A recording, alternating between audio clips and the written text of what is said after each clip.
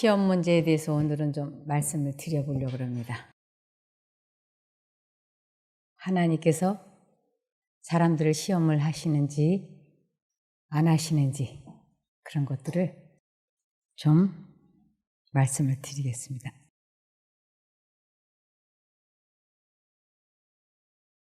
우리들이 자식을 다 키워보셨죠?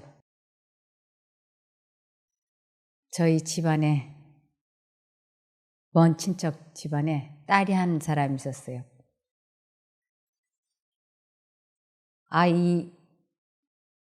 저보다 나이가 한참 위에 뿐이었는데 자꾸 이렇게 밤에 나가고 하니까 그 엄마가 나가지 말라고, 남자 사귀지 말라고 자꾸 타이르고 야단을 하는데도 이렇게 말을 듣지 않아요. 그래서 엄마가 머리를 이렇게 박박 잘라놨어요. 머리카락을 다. 그래서 이제 안 나가겠거니 하고 문을 열어보니까 보자기를 쓰고 창문을 해서 나갔어요. 너 이러면 나중에 참 어려움이 많다. 너 고등학교도 졸업하기 전에 이러면 나중에 정말 내 인생을 많이 망가진다. 이렇게 하지 마라. 이렇게 하지 마라. 그러는데도 말 안 듣니까 다리 몽댕이를 분질러 놓는다고 아주 무섭게 때려주고 그랬어요. 그런데도 말을 안 들어서 그 부모가 너 이렇게 하면 나중에 임신을 하게 되고 그렇게 되면 나중에 내 인생이 얼마나 어렵게 되는 줄 아느냐고 그렇게 야단을 하고 타일르고 말을 해도 안 듣더니 그 부모가 예언한 대로 됐어요. 그 미혼모가 돼가지고 그 인생이 얼마나 어려웠는지. 이 사람은 자기 자식이 잘못하면 막 이렇게 때리기도 하고 혼내놓기도 하고 가둬놓기도 하고 그러죠. 그래도 부모 뜻대로 되나요? 안 됩니다. 부모도 몇십 년 먼저 인생을 살았기 때문에 그 자식의 미래를 예언할 수 있어요. 너 이런 식으로 인생을 살면 내가 원하는 대학 못 간다. 너 이런 식으로 이런 남자와 살면 안 좋다. 예언할 수 있어요. 그리고 그 예언은 대부분이 맞아 떨어져요. 먼저 인생을 산 사람이 보았기 때문에.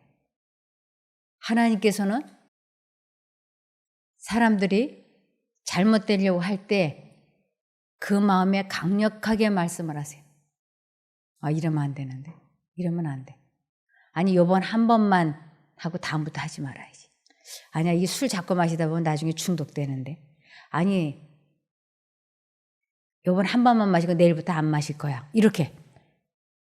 그러면서 하나님께서는 그 사람 마음속에 내가 이렇게 가다가는 알코올 중독이 돼서 내 인생을 그르치지 않을까? 이런 생각을 하나님께서 그 사람 마음속에 자꾸 말씀을 하세요. 그러는데도 그것을 그만두지 않고 하나님의 음성을 거역을 할 때 하나님께서는 가만히 계십니다. 그 마음에 그렇게 호소를 하는데도 사람 부모는 때리는데 하나님께서는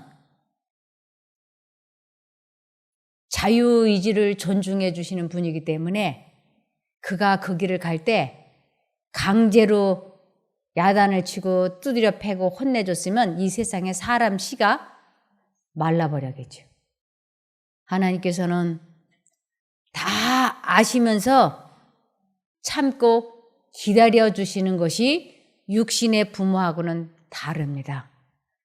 그래서 사람들은 자식을 키워본 사람들은 내 자식이 잘못된 길을 갈 때 강제로 때리기도 하고 붙잡기도 했는데 하나님께서는 왜 그렇게 안 하시는가라고 생각하기도 하고 경우에 따라서는 내가 이런 질병이 걸린 것을 하나님이 나를 때려서 돌아오라고 하기 위해서 벌 주시고 혼내주신 것이다 라고 오해하는 분도 있어요. 만일 말 안 듣는다고 하나님이 돌아오라고 이리 치고 저리 쳐서 암에 걸리고 무슨 병에 걸릴 것 같았으면 세상에 사람이 살아남아 있을 수가 없죠.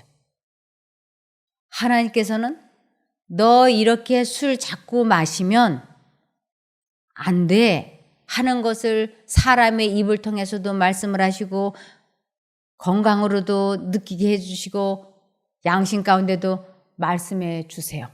그러는데도 그 사람이 그 길을 계속 고집을 하시면 그분은 기다려 주십니다.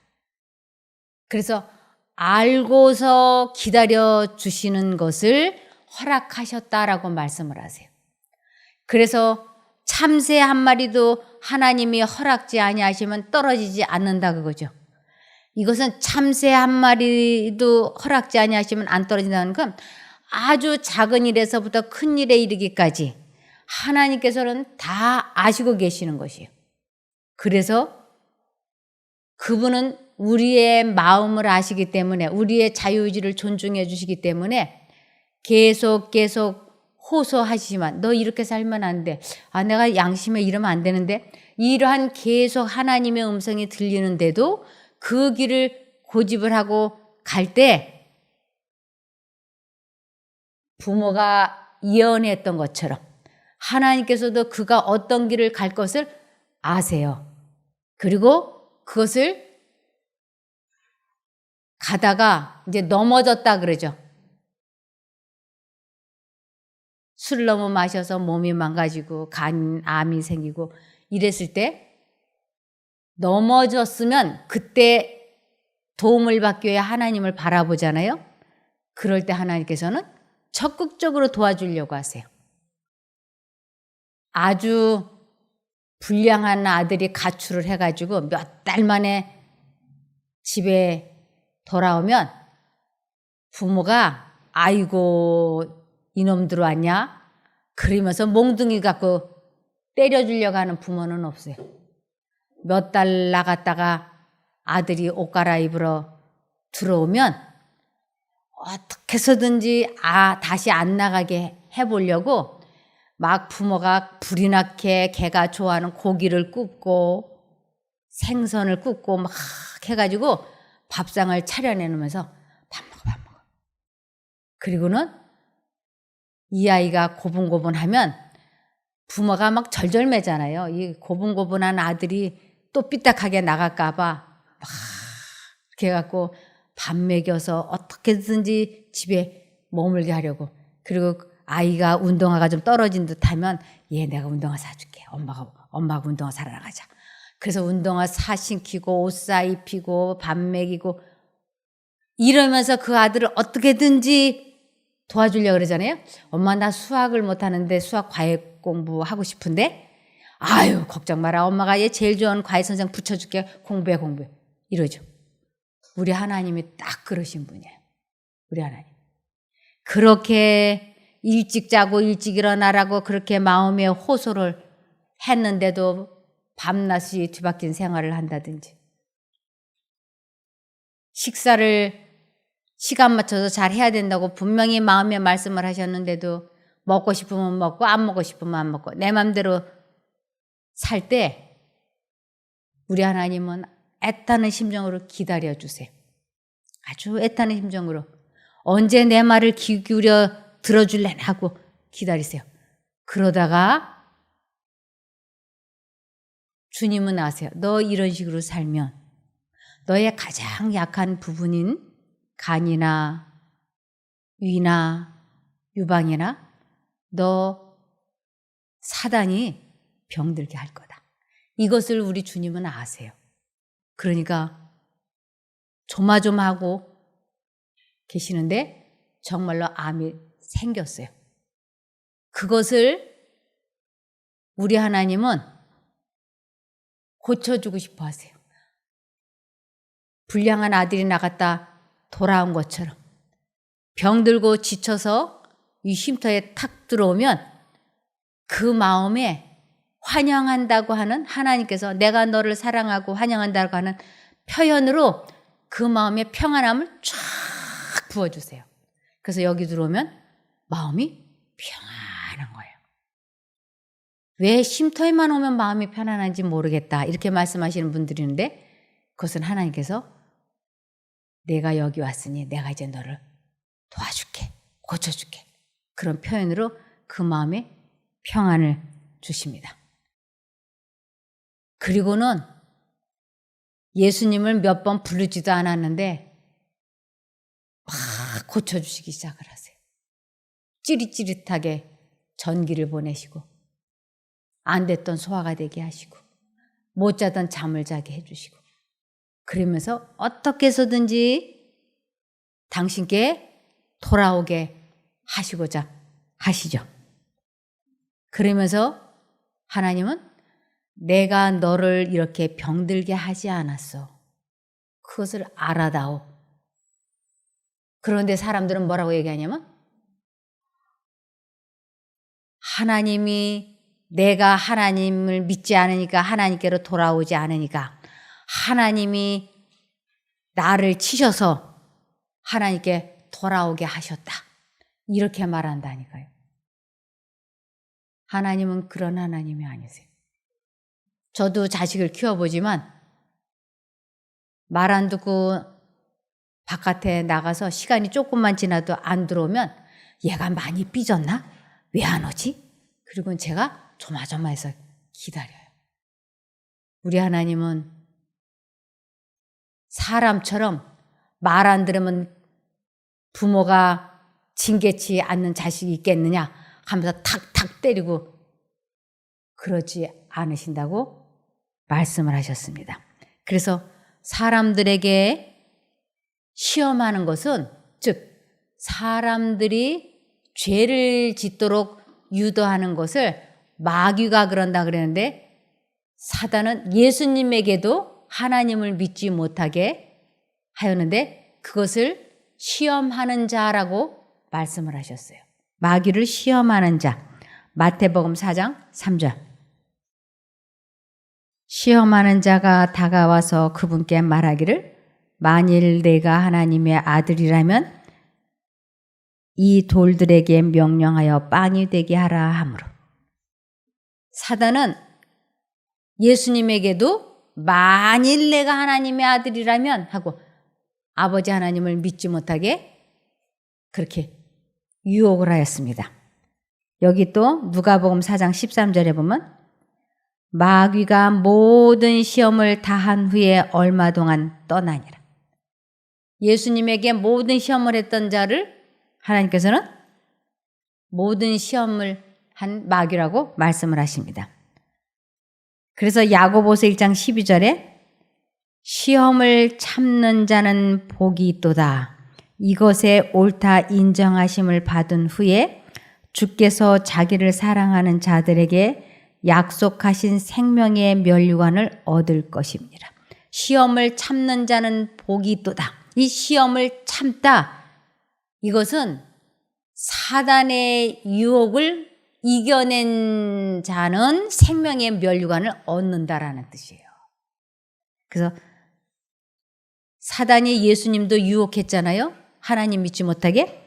그래서 우리 모두에게 사단은 마음속에 눈으로, 귀로, 냄새로, 맛으로, 감각으로 하여튼 하나님을 믿지 못하게 계속 유혹을 하는 것을 시험이라 그래요.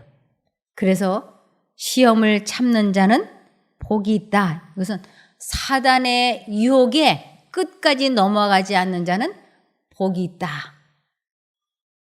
그러면서 이것에 옳다 인정하심을 받은 후에 이것에 옳다 이것은 내가 시험에 유혹에 아주 잘 견뎌서 승리했다라고 하는 것을 주께서 인정을 하실 때 주님께서는 생명의 면류관을 주신다고요. 아, 이 두부찌개 너무 맛있네. 한 숟가락만 더 먹고 싶다. 그만 먹어야 돼. 과식되면 피곤해. 그만 먹어야 돼. 아니, 한 숟가락만 더 먹고 싶어. 아니야, 그만 먹어야 돼. 두 생각이 왔다 갔다 하죠? 이거 지금 사단이 우리를 식욕으로 유혹하는 것이에요. 이 과식이 몸에 참 많이 해롭다는 걸 우리 모두는 알고 있잖아요. 근데 과식을 하도록 자꾸 유혹하잖아요. 그럴 때 예수님, 제가 과식하지 않을 수 있게 도와주십시오 하고 예수님께 기도를 했더니 그분의 능력으로 그 과식하고 싶은 식욕에서 해방이 되는 것을 체험하는 것을 시험에 이것에 옳다 인정하심을 받았다라고 하는 것이에요. 그런데 우리는 한 숟가락만 더 먹고 싶어. 아니야, 그만 먹어야지. 속이 편하네. 그런데 내 힘으로 그만 먹어야 돼, 그만 먹어야 돼. 그러다가 요번 한 번만 더 갖다 먹고 내일부터 다음 끼니. 아니 그냥 굶어버려 다음 끼니는. 지금은 그냥 원 없이 먹자. 그래가지고 이제 원 없이 먹는 거예요. 그래놓고 그 다음 끼니에 또 이렇게 보암직하고 먹음직하게 또 차려지면 분명히 낮에 과식을 했기 때문에 한 끼를 굶어야 되는데 아우 저거 너무 맛있겠다. 내가 좋아하는 찐빵이 2개나. 아우 저거 먹을까 말까. 아니야. 아까 폭식을 했기 때문에 위장이 쉬어야 되니까 그만 먹어야 돼. 분명히 들려와요. 근데 못 참아. 아니야. 요번만큼은 못 참아. 먹어야지. 그래서 또 양심 먹어 2개만 먹는 게 아니고. 그래서 또 그 다음날 되면 이러다가 어느 날 보니까 위장이 잘못되는 거예요. 이거 예수님이 내가 시험에 질 때마다 너 왜 이렇게 못 참냐? 그리고 주님이 치여서 내가 위가 병이 들었을까요? 사단이 시키는 대로 종노릇을 해서 위장이 망가졌을까요? 그렇죠? 하나님이 치신 게 아니죠? 그런데 사람들은 그렇게 말하지 않고 이렇게 말한다 그랬어요. 어떻게 말한다 그랬냐면 시편 50편 21절 내가 이 일들을 행하여도 내가 가만히 있었더니 너는 내가 너와 같을 것이라고 생각하였다. 그러나 내가 너를 책망하여 그것들을 내 눈앞에 나열할 것이다. 내가 과식할 때 예수님이 가만히 계시니까 하나님께서는 다 나 같은 마음으로 자식이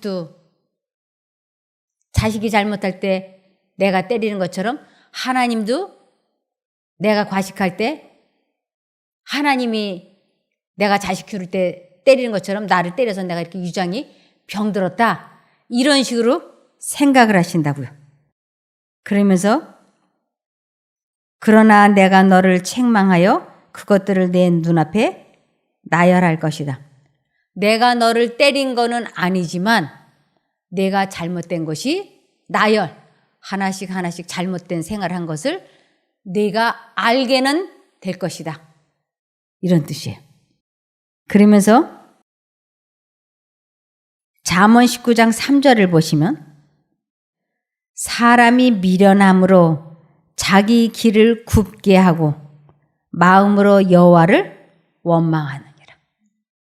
자기가 잘못된 선택을 해서 위장이 망가지고 간이 망가지고 여기저기가 망가졌는데도 마음으로 하나님을 원망한다고.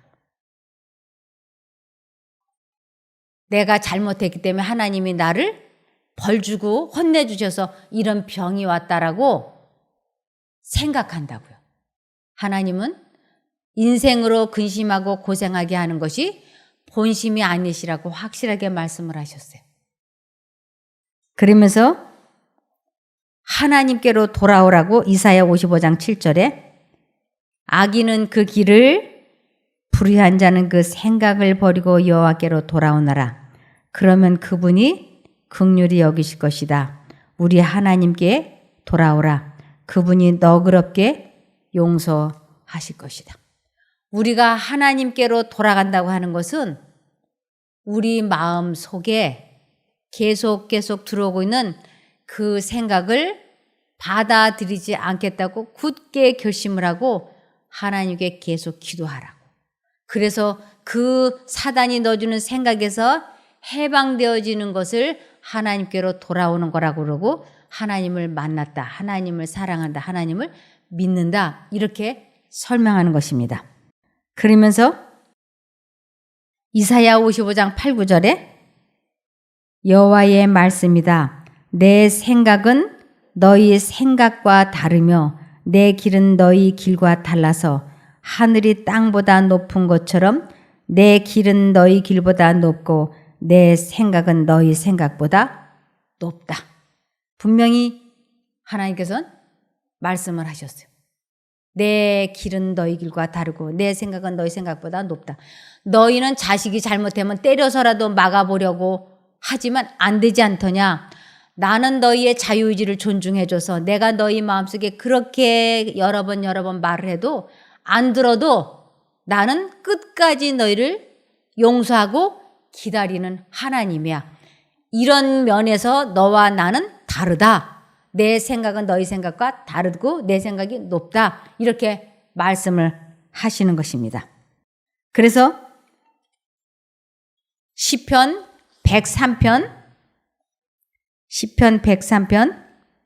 8절부터 보시겠습니다. 여호와는 자비로우시며 은혜로우시며 노하기를 더디하시며 인자하심이 풍부하시도다. 항상 경책지 아니하시며 노를 영원히 품지 아니하시리로다. 사람은 자식이 됐건 친구가 됐든 부모가 됐건 참는데 한계가 있어요. 그래서 참다 보자 하니까 이제 못 참겠다. 그리고는 뭐 인연을 끊자고 한다든지 호적에서 이름을 파내가라고 한다든지 실제로 관계를 단절을 한다든지 그런 일들이 종종 일어나죠. 그러나 하나님께서는 여기 여호와는 자비로우시며 은혜로우시며 노하기를 더디하시며, 이 노하기를 더디한다고 하는 건 아예 화를 내시지 않는다는 것입니다. 화를 천천히 낸다는 뜻이 아니에요. 아니면 10년 후에 화를 폭발하는 것이 아니에요. 우리 주님은 화 자체를 사람들에게 내지 않으세요. 인자하심이 풍부하시도다. 인자하심이 풍부하다는 건 무궁한 사랑으로 우리를 사랑하시는 거예요. 항상 경책지 아니하시며, 항상 우리가 잘못할 때마다 책망하고 야단하지 않는 것을 경책지 않는다라고 하는 것이에요. 하나님이 우리가 잘못할 때마다 이리 치고 저리 치고 혼내줬으면 살아남아 있을 사람이 하나도 없겠죠. 노를 영원히 품지 아니하시려다. 화를 영원히 내지 않으시는 것이에요. 그것이 우리들과 다르죠. 우리의 죄를 따라 처치하지 아니하시며 우리의 죄악을 따라 갚지 아니하셨으니. 아주 확실하게 말씀하고 계세요. 내가 어떤 잘못을 저질러도 나는 너를 혼내지 않아. 나는 내가 왜 그 길을 가게 됐는지를 나는 알아. 그래서 내 양심에 호소를 하고 내가 돌아오기를 기다릴게. 그래서 하나님은 기다리시는 분이세요. 근데 부모들은 안 그러죠. 몇 번 하다가 안 되면 화를 내고 때리고 그러죠. 근데 여기에는 죄를 따라 처치하지 아니하시며 우리의 죄악을 따라 갚지 아니하셨으니 이는 하늘이 땅에서 높음같이 그를 경외하는 자에게 그 인자하심이 크심이로다. 하늘 땅만큼 사랑이 크시기 때문에 그분 우리를 이미 용서하시고 기다려 주십니다. 동이 서에서 먼 것 같이 우리 죄가를 우리에게서 멀리 옮기셨으며, 죄가, 내가 잘못한 그 죄가는 멸망인 거예요. 아버지 하나님과 관계가 분리되어서 멸망당하는 것을 죄값이라 그러는데 그것을 너에게서 아예 없애버렸어. 이것을 동이 서에서 먼 것 같이 옮겨놨다는 것은 내가 너 대신 아버지 하나님과 분리가 되어서 십자가에서 죄값을 갚아주었기 때문에 너는 그 죄가를 받지 않아도 돼. 죄가를 동이 서에서 먼 것 같이 옮겨놨다는 것은 아예 없애버렸어. 내가 다 갚아버렸어. 이런 뜻이에요. 그래서 동이 서에서 먼 것 같이 우리 죄가를 우리에게서 멀리 옮기셨으며 아비가 자식을 불쌍히 여김같이 여호와께서 자기를 경외하는 자를 불쌍히 여기시나니 이는 저가 우리의 체질을 아시며 우리가 진토임을 기억하심이로다. 나는 너의 모든 것을 알아. 내가 그때 그 죄를 왜 지었는지를 나는 알아. 그래서 사단이 너에게 유혹을 했고 너는 그 시험에 굴복을 해서 내가 이렇게 병들었고 내가 이래서 잘못된 것을 나는 알아. 그것을 다 기억하시고 용서를 해버리신 분이기 때문에 우리들을 이리 치고 저리 칠 수 없다고 하는 것입니다. 히브리서 12장 1절에 나오는 이 말씀을 보면 사람들이 많이 오해하는 대목들이 여기에 있습니다. 히브리서 12장 1절부터 13절을 보시겠습니다. 우리에게는 이렇게 많은 믿음의 증인들이 있습니다. 그들의 삶은 우리에게 믿음이 무엇인지 말해주고 있습니다. 그러므로 포기하지 말고 우리 앞에 있는 경주를 열심히 합시다. 구름같이 허다한 증인들이 우리를 둘러싸고 있다고 얘기합니다. 허다한 증인. 여러분들은 저의 증인이에요. 제가 어떻게 여기서 무얼 먹고 어떻게 사는지를 여러분들은 저를 보고 계시지 않습니까? 그러나 제가 집에서 어떻게 사는지는 여러분은 못 보시죠. 그런데 저 하늘 천사들과 하나님은 내가 집에서 아니면 이곳에서 하는 그 모든 것을 다 보고 계세요. 이것을 구름같이 둘러싼 허다한 증인들이라고 하는 것이에요. 여러분들도 하나님께서 하나님의 천사들이 다 증인이 되어서 일거수일투족을 지켜보고 있는 것입니다. 그러므로 포기하지 말고 우리 앞에 있는 경주를 열심히 합시다. 우리의 삶 속에서 방해가 되는 것들은 다 없애버리고 우리를 쉽게 올가매는 죄를 벗어버립시다. 우리는 쉽게 우리를 올가매는 악습들이 있지 않습니까? 어떤 사람은 질투, 어떤 사람은 식욕, 어떤 사람은 알코올, 어떤 사람은 담배, 별의별 걸로 다 올가매지 않습니까? 그러한 것을 빨리빨리 버리라고요. 그러면서 우리 믿음의 시작이며 또 믿음을 완전하게 하시는 주님만을 바라봅시다. 예수님을 깊이 생각하시라고요. 예수님께서는 십자가에서 돌아가실 때 아무것도 아닌 것처럼 모든 부끄러움을 참아내셨습니다. 예수님께서는 하나님께서 예비해 두신 기쁨을 기대하셨기 때문에 그렇게 하실 수 있었던 것입니다. 이제 그분은 하나님 보좌의 오른편에 앉아 계십니다. 예수님을 생각하십시오. 우리 마음 속에 끊임없이 예수를 생각하라고. 그런데 우리는 끊임없이 잡념을 생각하고 있는 것이에요. 그래서 우리가 잡념에 중독이 되어 있다고 하는 것을 대부분이 모릅니다. 우리는 이 잡념이 사단이 주는 것이기 때문에 이 잡념을 하지 않기 위하여 예수님을 계속 선택해야 되는 것입니다. 예수님께서는 죄인들이 그를 미워해서 악한 일을 할 때에도 묵묵히 참으셨습니다. 지칠 때라도 낙심하지 말고 예수님의 본을 따르기 바랍니다. 여러분은 죄에 맞서 싸우고 있지만 아직 죽을 정도까지 싸워보지는 않았습니다. 우리가 죄와 싸워서 완전한 승리하는 데까지는 가보지 않았다고요. 피 흘리기까지 대항한다라고 그러는 것인데 우리가 죄와 싸워서 완전한 승리를 경험하는 데까지는 안 가봤다고요. 여러분은 하나님께서 그의 아들을 격려하듯이 말씀해 주신 것을 잊었습니까? 내 아들아, 주의 훈계를 가볍게 여기지 말고 주님께서 너를 꾸짖으실 때 낙심하지 마라. 우리 마음속에 하나님께서 계속 말씀을 해주시죠. 그럴 때 담배 피우면 안 돼. 담배 요번 한 번만 피우고 싶어. 이 두 생각이 들어왔을 때 나는 어쩔 수 없어. 담배 못 끊어. 그리고 담배를 피울 때도 낙심하지 말고 다시 하나님을 선택하라고요.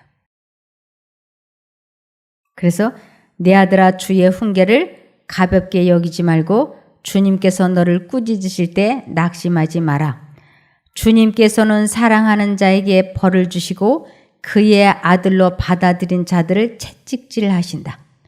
하나님의 음성이 양심 가운데 들려올 때 마음이 많이 아프다고요. 그래서 그 어려움에서 돌이켜서 하나님께로 돌아오게 하기 위하여 그 양심에 호소하시고 공허함, 이 세상 것을 다 가져봐도 마음이 공허해서 괴로운데 그것을 하나님께서는 내가 채찍질했다. 내가 야단했다. 이렇게 말씀을 하시는 것이에요. 주님께서는 사랑하는 자에게 벌을 주시고 그의 아들로 받아들인 자들을 채찍질하신다. 이것이 우리 마음에 하나님께서는 계속 호소하시는 것을 이렇게 말씀을 하시는 것이에요. 우리가 죄를 지을 때 얼마나 양심의 가책을 받는지 몰라요. 큰 양심의 가책을 느끼지 않습니까? 그것을 사랑하는 자에게 벌을 주었다. 채찍질했다. 이렇게 말씀을 하시는 것이에요. 우리가 죄를 지을 때 전혀 양심의 가책 없이 심장의 두근거림이 없이 죄를 지을 수는 없어요. 내가 죄를 지으려고 할 때 심장이 벌렁벌렁하고 가슴이 두근두근하고 이것은 하나님께서 채찍질하신다라고 말씀을 하시는 것이에요. 벌을 준다라고. 하나님께서 그렇게까지 우리 양심의 호소를 하는데도 사람들은 죄 쪽을 선택한다니까요. 7절에 따라서 여러분이 받는 고난을 아버지의 훈계로 알고 견디십시오. 하나님께서는 아버지가 자기 아들에게 벌 주듯이 여러분을 대하시는 것입니다. 아들을 훈계하지 않는 아버지는 어디에도 없습니다. 아들이면 훈계를 받게 마련입니다. 만일 여러분에게 아무 훈계가 없다면 여러분은 사생아이며 참아들이 아닙니다. 하나님께서는 사람들 마음속에 죄를 지으려고 할 때 얼마나 강력하게 호소하시는지 몰라요. 아주 큰 소리로 말씀을 해서. 그래서 죄를 지으려고 할 때 막 심장이 벌렁벌렁벌렁 하잖아요. 이것이 하나님께서 채찍질 하시는 거 있고 혼내시는 거예요. 안 돼, 안 돼. 근데 이것이 그냥 내 속에서 내가 생각을 만들어서 하고 내 심장이 그냥 뛰는 줄 알았지 그것이 하나님께로부터 채찍질하고 매맞고 있는 강한 음성이었다고 하는 것은 모르셨을 겁니다. 9절에 우리는 이 땅에서 모두 육체의 아버지가 있습니다. 그 아버지가 우리를 훈계한다 해도 공경하는데 하물며 영의 아버지의 훈계를 받아들여야 하는 것은 말할 필요도 없지 않습니까? 그렇게 할 때 우리는 생명을 받게 되는 것입니다. 하나님의 음성과 사단의 음성이 들려올 때 하나님의 음성을 거절하려고 할 때 막 심장이 뛰잖아요. 그럴 때 하나님 쪽을 선택을 하게 되면 생명을, 영생을 얻게 된다고요. 그런데도 우리는 하나님의 음성을 거역하고 죄를 선택을 해서 병이 들었어요. 그러면 사단은 얼른 사람들에게 무슨 생각을 주입을 시키냐면 그때 그 죄 때문에 하나님이 나를 치셨어. 그래서 내가 하나님께 지금 돌아오라고 벌받고 죄받아서 이렇게 된 거야. 그러니까 감사히 여겨야지. 이렇게 생각하는 거예요. 사단이 주는 거짓말이에요. 하나님은 아무도 벌 주시거나 혼내시지 않아요. 왜냐하면 내가 진토임을 아시기 때문에 내가 하나님의 도움을 받지 않고서는 절대로 죄와 싸워서 이길 수 없는 하나의 흙덩이에 지나지 않는다고 하는 것을 아시기 때문에 아버지여 저들의 죄를 사하여 주옵소서 저들이 하는 것을 저들이 알지 못함이니이다 라고 호소하셨던 그 예수님이 내가 죄를 지을 때 그분은 너 그 죄를 선택하게 되면 내 건강이 상하게 되고 내 앞날이 어떻게 될 줄 예수님은 아세요. 그런데도 나의 자유의지를 존중해 주시기 위하여 그분은 잠잠히 계시는 것이에요. 이것을 하나님께서는 내가 허락하였다라고 말씀을 하시는 것이에요. 내가 허락했다라고 하는 것은 내가 다 처음부터 알고 있었다라는 뜻이에요.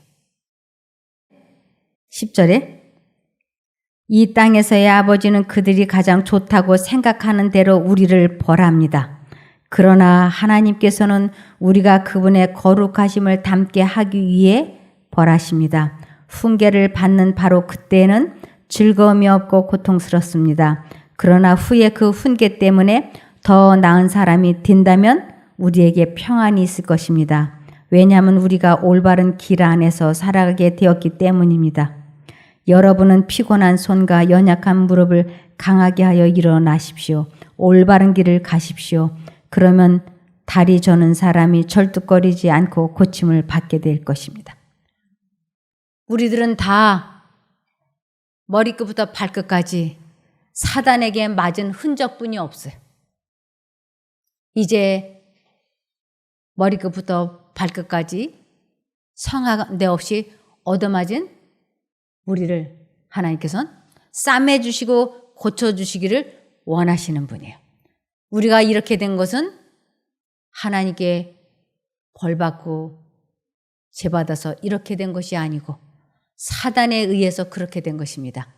그래서 하나님은 우리를 시험해 보시지 않습니다. 사단은 우리를 계속 죄를 짓도록 유혹해서 넘어지게 하는 자이고 하나님은 처음부터 끝까지 우리를 보호하시고 치료해 주시기를 기뻐하시는 사랑의 하나님이십니다. 기도하겠습니다. 하늘에 계신 저희들의 아버지 하나님, 하나님께서 저희가 절대로 병들거나 어려움을 겪는 것을 원하지 않으시는 것을 다시 한번 배웠습니다. 시종을 아시는 하나님께서 모든 저희들의 죄를 용서하시고 저희들을 벌주지 않으신 것을 깨닫게 해주시니 감사드립니다. 어떠한 경우에도 하나님은 저희를 도와주시고자 팔 벌리고 계시는 분이심을 알았으니 사단이 마음속에 이렇게 하나님이 우리를 치셨다라고 하는 생각을 주입시킬 때마다 하나님은 자비롭고 은혜로우셔서 저희를 죄악대로 처치하지 아니하시는 분이라고 하는 것을 잊지 않게 하여 주시옵소서.